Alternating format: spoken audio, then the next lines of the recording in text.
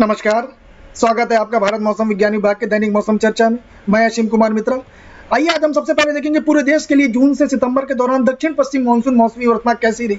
अगर हम साल 2021 की बात करें तो पूरे देश के लिए जो मानसूनी वर्षा हुई है, दक्षिण पश्चिमी मानसूनी वर्षा जून से सितंबर माह के दौरान सामान्य रही। जो मात्रात्मक रूप की अगर हम बात करें 2021 में भारतीय मानसून की जो मौसमी वर्षा 1 जून से 30 सितंबर के दौरान, अगर हम आंकड़ों की बात करें 1961 से 2010 के आधार पर 88 सेंटीमीटर की लंबी अवधि के औसत के मुकाबले 87.0 सेंटीमीटर रही।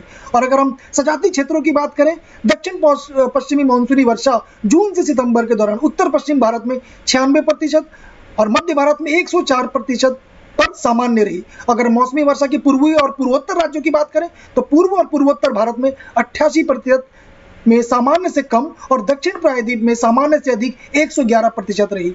अगर हम उपखंडों की बात करें, भारत मौसम विज्ञान विभाग के 36 उपखंडों में 20 उपखंडों में जो देश के कुल क्षेत्रफल का 58% होता है, सामान्य मौसमी वर्षा हुई। अगर 10 उपखंडों में अधिक वर्षा हुई जिनमें जो देश के कुल क्षेत्रफल का 25% होता है, और अगर 6 उपखंडों की बात करें कुल क्षेत्रफल जो 17% होता है उसमें वर्षा कम हुई। आइए अब बात करेंगे साइक्लोनिक स्टॉर्म शाहीन की, जो central part of north Arabian sea, जैसे आप देख सकते हैं मध्य और उत्तरी अरेबियन सी के सागर में आपको देख सकते हैं। ये इनसेट 3D की इमेजरी है। अगर हम बात करें इसकी जो मूवमेंट है, इसकी जो गति के बारे में बात करें तो शाहीन चक्रवाती तूफान पिछले 6 घंटों के दौरान 20 किलोमीटर पर आवर प्रति घंटे की रफ्तार से 8:30 बजे 1 अक्टूबर 2021 को मध्य और उत्तरी अरेबियन सागर के पास 23.2 और 84.9 लॉन्जिट्यूड में लगभग 440 किलोमीटर वेस्ट नॉर्थ वेस्ट देवभूमि द्वारका से और 490 kilometre east south east of Chabahar airport Iran से और 660 kilometre east south east of Muscat Oman की दूर जगह पे स्थित रहा।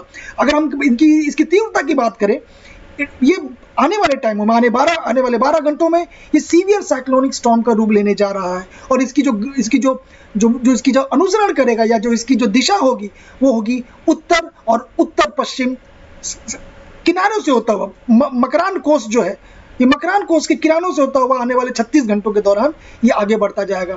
फिर क्या होगा, उसके बाद होगा ये रिकर्व होगा और वेस्ट साउथ वेस्ट वर्ड की तरफ, ओमान कोस्ट की तरफ या गल्फ ऑफ ओमान की तरफ जाएगा और वो वीकन होता जाएगा। मुख्य रूप से अगर हम यहाँ पे बात करें, system is moving away from the Indian coast, मतलब एक तरह से भारतीय तटों और कोस्ट से ये दूर जा चुका है। ये देखिए ऑब्जर्व और फोरकास्ट ट्रैक देखेंगे, जिस तरह से इसकी यहाँ आरंभ हुआ, ये देखिए गति एक तरह से उत्तर और उत्तर पश्चिमी दिशा में हुई। ये देखिए हवाओं की गति भी बढ़ी और धीरे धीरे जैसा कि हमने बात किया ओमान और एक गल्फ ऑफ ओमान के कोस्ट के पास यहाँ पे ग्रेजुअली आते आते ये कमजोर होता हुआ दिखेगा। ये अगर हम संयुक्त परिस्थिति की बात करें, ये देखिए सबसे पहले हमने बात कर ली 23.2 और 64.9 डिग्री अक्षांश पे ईस्ट लैटिट्यूड लॉन्गिट्यूड पे चक्रवाती तूफान शाहीन यहाँ पे स्थित है।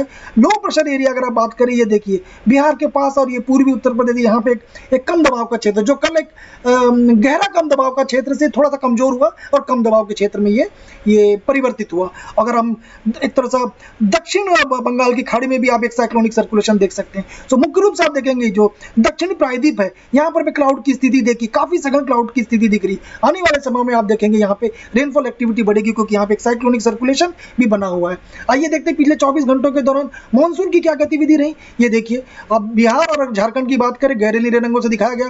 ये देखिए महाराष्ट्र के कोंकण एंड गोवा, केरला और कर्नाटक, केरला का ये वाला भाग गहरे नीले रंगों से दिखाया गया। गुजरात में गहरे नीले रंगों से दिखाया गया। इन जगहों पे अच्छी वर्षा पिछले 24 घंटों के दौरान दर्ज की गई है। अगर हम लंबी और लॉन्ग पीरियड एवरेज की अगर हम देखें तो देखिए पूर्वोत्तर राज्य में भी कमी दिखा रही है, जैसा कि अभी हमने बात भी की आपसे।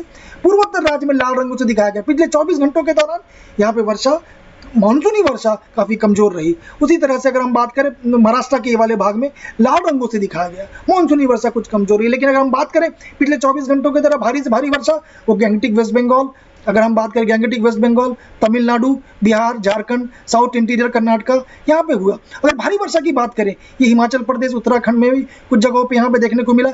ईस्ट राजस्थान, सौराष्ट्र, कच्छ, उत्तर प्रदेश, मध्य प्रदेश, ये वाले भाग, कोस्टल आंध्र प्रदेश, यनम और उड़ीसा में भी भारी वर्षा देखने को मिली। अगर हम संख्यात्मक रूप से अगर हम बात करें, शिवमोगा मदुरई में 12 सेंटीमीटर, डिंडीगुल त्रिची में 11 सेंटीमीटर, नीलगिरी रामनाथपुरम में 6, सौराष्ट्र कच्छ की बात करें द्वारका में 11, जामनगर सुंदरगढ़ में 6, मध्य प्रदेश सिवनी में 11, विजयवाड़ा 7, नागपुर 7, सवाई माधोपुर 7, टोंक 6, कोटा 5, बैतूल और मंदसौर की बात करें 7 सेंटीमीटर, होशंगाबाद शिवपुरी में 6 सेंटीमीटर, सीहोर में 5, उड़ीसा के सुंदरनगर की बात करें 7 सेंटीमीटर, अगर हिमाचल प्रदेश कांगड़ा की बात करें 6 सेंटीमीटर। आइए हम देखते हैं मछुआरों को क्या सलाह दी जाएगी। ये देखिए, अगर हम बात करें अभी भी, अगर ये वाले जो भाग दिख रहे हैं आपको इन जगहों पे, जिसमें मैं यहाँ पे कर्सर दिखा रहा हूँ, इन जगहों पे 50 से 60 किलोमीटर पे हवाओं की तीव्रता रहेगी। साथ ही साथ ये जो पूरे भाग है, इन जगहों पे जो विंड की तीव्रता होगी, हवाओं की तीव्रता 45 से 55 और गस्टिंग इसकी 65 किलोमीटर पर आवर रहेगी। ये डे 1 आने वाले एक दिनों के लिए। साथ ही साथ बंगाल की खाड़ी के दक्षिणी भाग में आप देखिए, ये वाले भाग में इन जगहों पे हवाओं की तीव्रता 40 से 50 किलोमीटर पर आवर और गस्टिंग इसकी करीब 60 किलोमीटर पर आवर की रहेगी। आइए दूसरे दिन की बात करें। दूसरे दिन में देखिए, चूंकि यहाँ पे अभी चक्रवाती तूफान शाहीन का यहाँ पे एक तरह से प्रभाव है, तो यहाँ पे हवाओं की तीव्रता काफी बढ़ गई है। ये जगह आप देखेंगे तो 60 से एक तरह से 80 से 90 किलोमीटर पर आवर ये वाली जगह में, और उसके पूरे समूह की बात करें तो यहाँ पे ये जगह 50 से 60 kilometre per hour, gusting 70 kilometre per hour में। अगर हम बंगाल की खाड़ी की बात करें, ये देखिए बंगाल की खाड़ी की इन जगहों पर भी हवाओं की तीव्रता काफी ज्यादा है, 40 से 50 किलोमीटर पर आवर। हालांकि ये शुरुआती है तो 40 से 50 kilometre per hour, 60 kilometre per hour में है। अगर हम दूसरे तीसरे दिन की बात करें, ये देखिए लाल रंगों से दिखाया गया। लाल रंग ये सूचित करते हैं हवाओं की तीव्रता 100 से 100 करीब 110 किलोमीटर पर आवर, और इसकी जो गस्टिंग होगी 125 किलोमीटर पर आवर रहेगी। इसी तरह से आप देखिए चौथे दिन भी इसी तरह से ये तटों में इन जगहों पे मकरान कोस्ट और उसके आसपास हवाओं की तीव्रता यहाँ ज़्यादा दिख रही है। हालांकि पांचवें दिन की अगर हम बात करें, हमारे दक्षिण प्रायद्वीप और इन जगहों पे हवाओं की तीव्रता 40 से 50 किलोमीटर पर आवर रही। आइए अब चलेंगे मौसम की चेतावनी हम देखेंगे आने वाले 5 दिनों में।